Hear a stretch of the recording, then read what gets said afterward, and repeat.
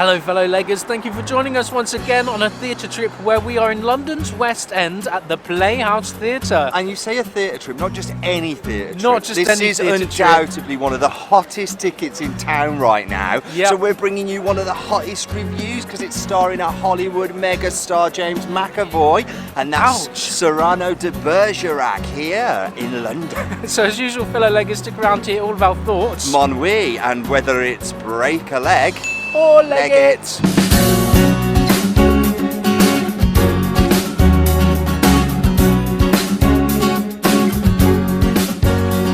James McAvoy, we've seen before Absolutely. at the Trafalgar Studios. He is a TV, and he was movie fantastic. and stage megastar, winning an Olivier Award for The Ruling Class a few years ago, which we saw before we were leggers. We did. And loved. He is brilliant. He's outstanding. That was kind of just as he was beginning to get picked up by Hollywood. Yeah. He's gone Hollywood big. So it's nice since. to see that he's come back to his roots here a little bit, back to the stage. I see interviews with him and he's a really nice guy. Well, he comes across seems as it. like I mean, a nice he's an actor, guy. so he could be an asshole, right? Oh, we would never know. I don't think We so. would never know. I don't think so. But there's But no hey, we'd never doubting know. that he has huge appeal. He has He's talent. drawing audiences from all over the world to this piece right now. And if you don't know Cyrano de Bergerac, it's a play written in 1897 by Edmond Rostand, and it's a fictionalised account of the life and times of the real Cyrano de Bergerac, who was a bold and innovative French author whose work was part of the libertine literature of the first half of the 17th century.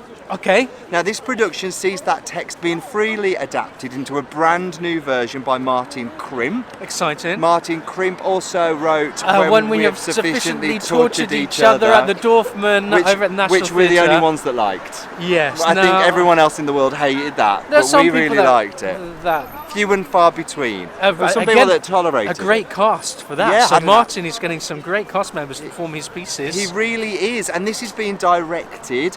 It's fallen into the hands of a fantastic director, one of our favourites, in fact, the wonderful Jamie Lloyd, whose production of Evita. Yeah, was at the Regent's Open Air. And it's going to the Barbican next year. It is indeed.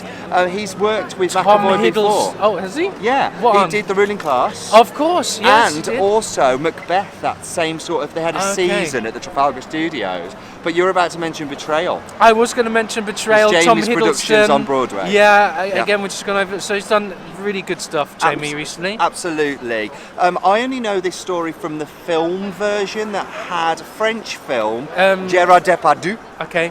Yeah. I've not seen that. I've heard of this title, yeah, but I've never seen it. Don't know anything about it. It's considered to be a classic, but it's a long one. Even this adaptation, it's running at around 2.5 hours, including interval. Okay. So stick around for our 30-second interval breakdown. And as usual, to the end to hear our thoughts and find out how many stars. It's the interval, which means it's time for the break-a-leggers 30-second interval breakdown. So, what do you think so far? I mean, it's different. It's trying to be something. I think it's quite jarring.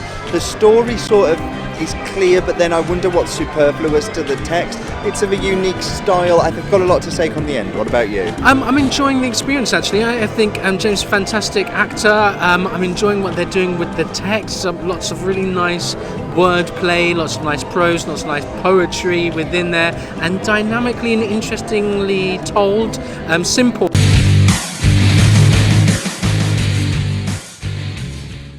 Zit alors, we've come to the end of Cyrano de Bergerac. Okay, thank you for that introduction. You're more than welcome. What did you make of that? Should we start with you, Leg Simon? Do you want to start with me to give just a general overall opinion? Because you didn't get. You said you had a lot to say. Yeah, I do have a lot to say, and I think for me, a lot started to fall into place in Act 2. I felt in Act 1 it flitted all over the place stylistically and with tempo. I couldn't sort of get to grips with what was going on and the why. And then in Act 2 I had a bit of a penny drop. I had a little bit, or should I say penny drop? Sorry. That's right. Say it, don't spray it, you want the news, not the weather. Okay, what's the penny drop? The penny drop was, they're on the cusp of something unpredictable, some change, a lyrical change, a change in the way words are used. Yes, into prose. And once I'd sort of had that realisation that was being reflected throughout the entire of Martin Crimp's adaptation, then it made sense to me, and then I really bloody enjoyed it come the end. Okay. Wow. Interesting. But it took a lot. Do you know what? A lot of people would get that a lot sooner than me, but I'm not the sharpest tool in the box sometimes, and it took me a while just to get to grips with it. I didn't entirely get that, to be honest, Okay. but I see it was there, absolutely. I think, let's talk about, gosh, Leggers, this is a really interesting piece in that it's really stripped back. I imagine in previous incarnations, it's been a real period piece with real rapier, elaborate choreographed, costumes, beautiful, sword fights, rich set, battle scenes, kind of real, bombs, kind you know, of that sort of real battle. Wow. Dynamic staging and like all kind of flirting and fans and all kind of all white faces and pimples. You know, that kind of Scarlet Pimpernel-esque area. I imagine it's that. This isn't that. It's been completely changed in its production. Yeah, it's just modern dress, modern times, casual clothing. I'm a kind of piece where it is. Yeah. Is it now? I mean, they still talk about it being in the 1640s. Yeah, I'm trying to think what was we the get a 19... projection of the 1640s. I think where we were.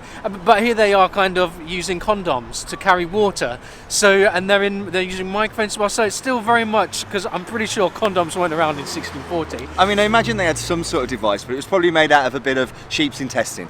But so I'm not entirely, I'm not sold on where it is, but it doesn't matter because it's about the story, and this is Jamie Lloyd in he's kind of transposing it, making it accessible, I think, to a modern day audience. And the do music, you know what? when you're going in, is all You say beatbox, accessible, beatboxing. but I would also question accessible to who? Because I Younger think for, generation. Yes, but I think for as many of those people that it's accessible to, it is inaccessible to an equal amount of people on the opposite end of a spectrum. You know, you will alienate people in this retelling of this story when they think Cyrano de Bergerac and they think of all those things you've said that this has probably been previously, and then they get beatboxing and they get. That's not inaccessible. The See You different. Next Tuesday bombs just left, right, and centre. It's people, different. but people don't love change, and I think for every one of those, That's their problem, right? every one of those people that's going to come through this door and go, wow, it spoke to me and my generation. That you've got to think about people on the other end of the spectrum. But those are the people who've probably seen it before and they've got a certain expectation of what it is because that's how it's seen. But I think people are coming in and seeing the story afresh. This is a really refreshing way of telling the story in a modern and dynamic way. And the story is really good. Like, the story is really... I liked the story a lot. I liked this sort of, you know... I mean, we speak today, what is more important, vanity or intellect? You know, people aren't appreciated for what they bring to the world. They appreciate it for how they look in the world. And then you have to ask, people say they fall in love with someone's intellect, and it's just so superficial and false. And I just loved the fact that it was, number one, completely relevant still, and number two, I thought it was an interesting story, and the way that it was told, and there seemed to be a lot at stake because it was about battle and death, and I enjoyed it. I enjoyed the story. I would want to see this again. Do you know what? I remembered where I had, but go on. Okay, I'm looking in to see if there's any parallels in terms of what you're saying about beauty being deeper than just skin deep, right? And that we have to look beyond. I felt as if we had to do that. We had to look beyond in terms of the direction. Aesthetics. Yes, because they weren't acting out. They weren't actually moving around the stage as they would be in previous productions. They were kind of saying what they were doing, and we had to piece it together. Same as, can we talk about the nose or lack thereof? Yeah. As a choice, is that another play on that kind of looking? We have to look deeper, and we have to imagine not only that? do we have to because imagine we don't see that. Because what he's asking is that imagine that I am not ugly, and what we're being asked to do is imagine that he is. Because James McAvoy is eye candy, right? He's a proper dilf. He's 40 and he's rocking it. Like, there are teenage girls in there swooning over this 40-year-old man. And teenage boys. Let's and not teenage discriminate. boys, There's of course. teenagers And me. There's people of all ages and everyone who are swooning. We'll keep it as all ages. Let's not say middle age. There are many people there are many individuals that are absolutely, and he is great as well. But in some interesting directorial decisions, can we also... So, directorially, I thought some really interesting imaginative stuff. Nothing we've not seen before, right? I'm Nothing thinking we've not Robert seen Icke in The before. Wild Duck was very much this. You know, there is a lot that we've seen before. I mean, that's the first time we've seen that, and I'm sure it's been done like this before then. Yep. So there were guess handheld mics coming out of pockets and things in When We've Sufficiently Tortured Each Other as well. That was there in that too. Like, there's nothing groundbreaking. And I'm sure, and there has here. been mics in previous productions. But what as well. there is Jamie Lloyd demonstrating a massive amount of skill and understanding in that. And it's all about words. Yeah. Cyrano de Bergerac is a wordsmith, Yep. and the microphones almost help kind of pick out the words. And as such, I thought the sound was absolutely fantastic as well. Didn't miss a single thing. Because they really bring some of the volume and tone right down in terms of what they're doing, the lead actors, and yet we heard everything. The amplification Absolutely. was that to rival any show that I've seen, any musical. Yeah. The sound design was great.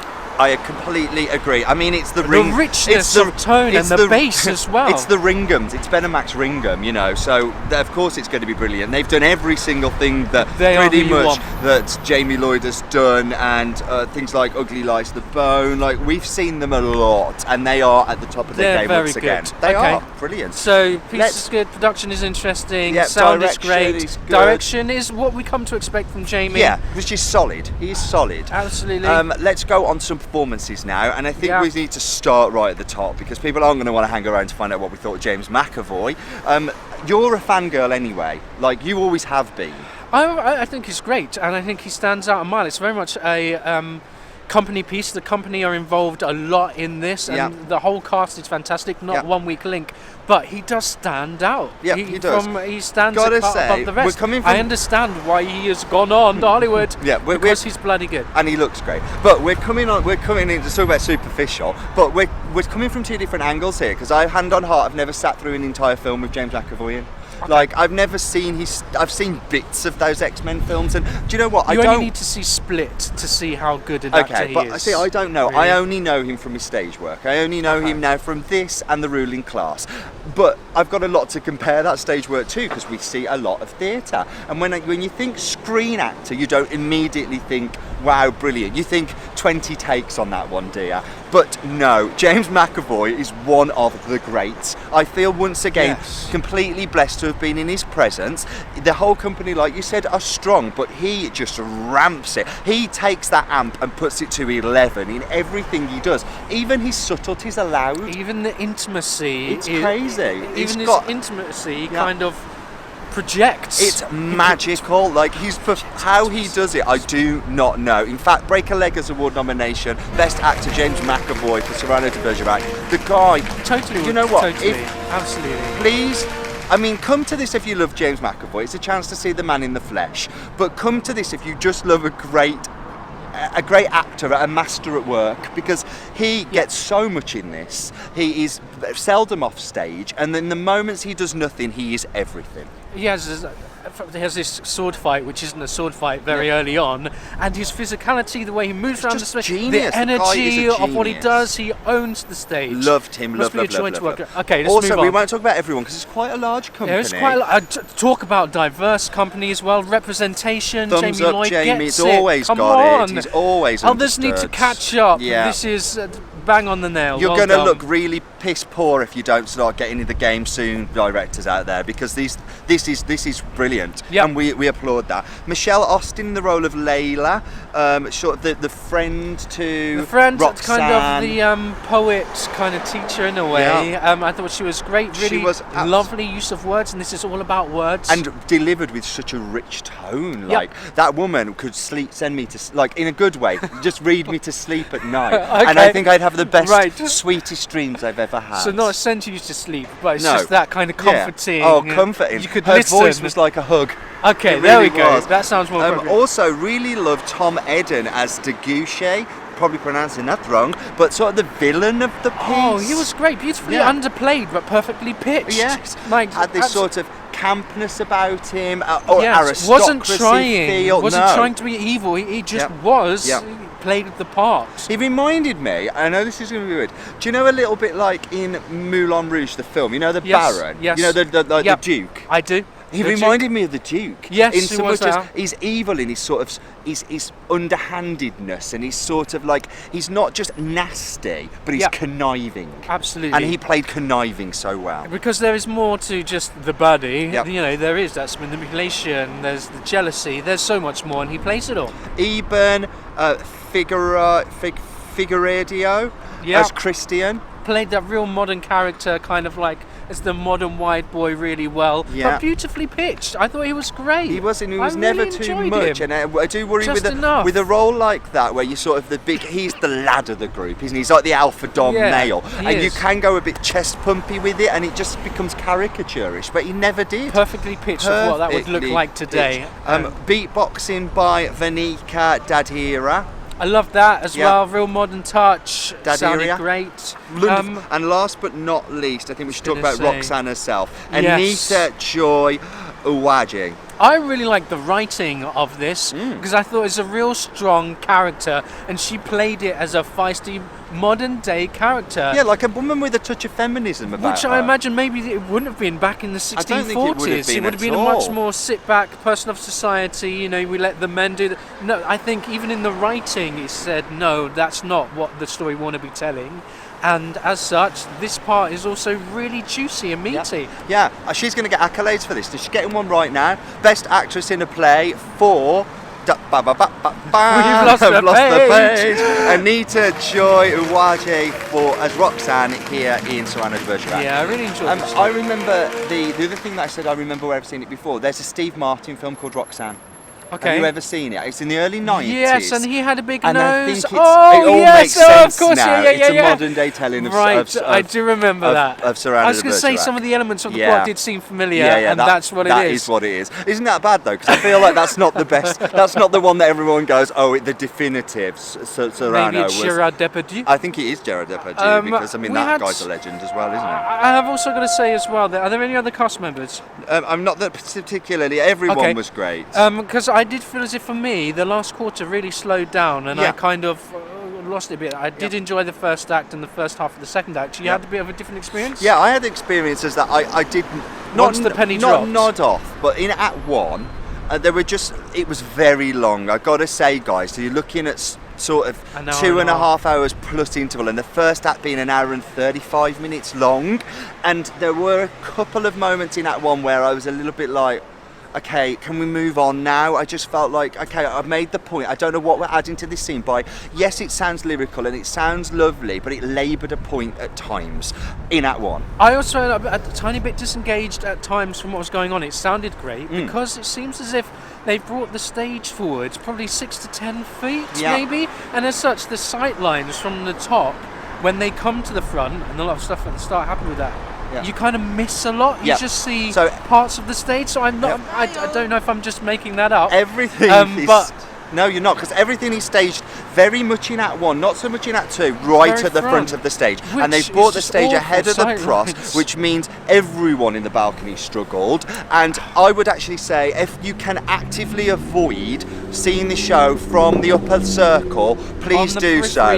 Because on the edges, especially where they're not sold as uber cheap seats, it's bullshit, really. Because the sight lines, it's not just restricted view, it's like 3/4 of the people that are speaking you cannot see for large amounts of time, and I don't think that's acceptable. What I do like is the fact that Jamie Lloyd Company are opening this up, £15 tickets to key workers, so people that work in the medical trade, so hospitals, nurses, police, anyone like that are getting tickets for £15 across all levels. So there are offers out there. Take a look. Yeah, under those. But if you're going to sit in the upper circle, be aware, restricted view for this show means restricted view. Quite often they'll say that, but you can you can duck and weave. And it's fine. No, I sat back at times because I couldn't see a thing and was just like, I'll just listen to it, because maybe that's why I thought the sound was so good. Yeah, because that's all I had. It has to be, because you can't see the bloody stage. But it sounded good. Right, we need to wrap it up. Okay. Cyrano de Bergerac. Currently playing here at the Playhouse Theatre. Starring James McAvoy of all people. We are going to give 4 stars for this piece. I mean, I just really enjoyed it. I love the story now, and I think I can understand why it's considered a classic. I can understand why it gets revived and why people want to put it into a different setting, because I think the story is perennial. James McAvoy is an absolute wonder. Like, his performance is completely magical, and Jamie Lloyd once again goes to show he's a solid, understanding director. Absolutely, I agree. I've also got to say, I don't think it'll be for everyone. I think for those people coming in with expectations of what they've seen before, Yeah, forget this it. isn't Leave that. it at the door, guys. It's a much different interpretation, so Yeah. come in with an open If you mind. think it's going to alienate you, if you're put off by strong language, Give it a cultural go. references, beatboxing, then think about that before Or you come buy in your prepared. ticket. Or come prepared, absolutely. prepared. Follow us on Instagram, guys, because I've got all sorts of content going out there at the moment of the two of us, behind the scenes stuff, inside theatres sometimes too. So please follow us on over on Instagram and subscribe for more. Hit like. Subscribe for more. But hey, just what we think. Tell us Just what you what- think. yeah. We are the Breakleggers. And we'll catch you again soon. Bye.